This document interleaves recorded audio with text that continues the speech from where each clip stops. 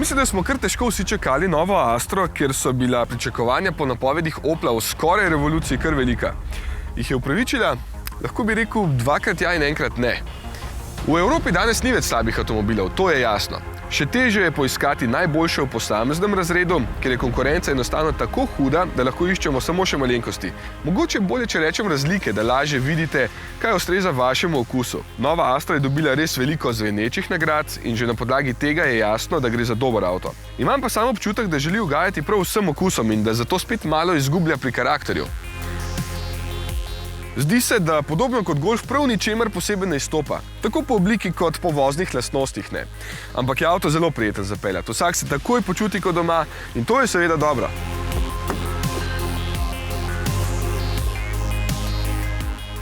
Oblika je nezmotljivo Oplova, precej zaobljena, z LED lučmi pa zgleda sodobno, napredno.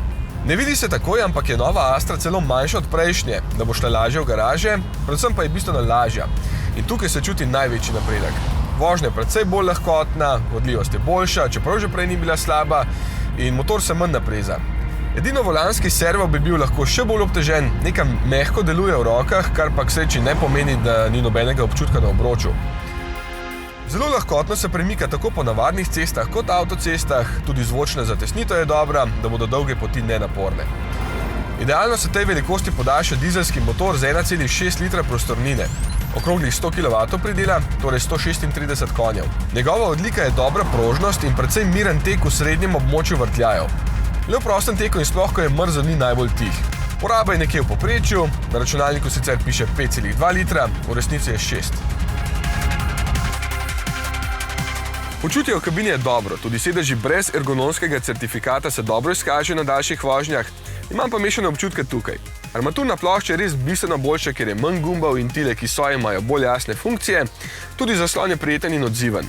Bi pa 100krat raje tukaj videl še en predalček za drobnarije, ki ga je stara Astra imela, tukaj pa je prostor samo v tem delu in ga hitro zmanjka, če ste takšni kot jaz.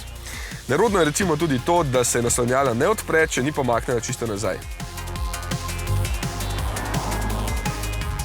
Nad prostorom nimam pripomb. Dva odrasla lahko udobno sedita tudi zadaj in prtljažnik je še kar radodaren, čeprav s 370 litri in kljub večjim meram Astre ni v vrhu razreda.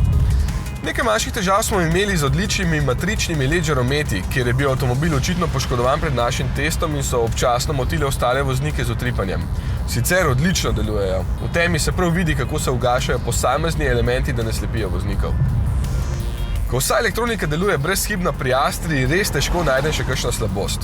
Avtomobil se zdi odlična kombinacija kar najširšega nabora okusov, sploh v takšnem paketu z bogato opremo Innovation se zdi najboljša izbira. Pa še cena ni pretirana. Testni model dobrih 23 jurjev brez popustov, tako da evo, izbira je po novem v razredu kombi limuzin še težja.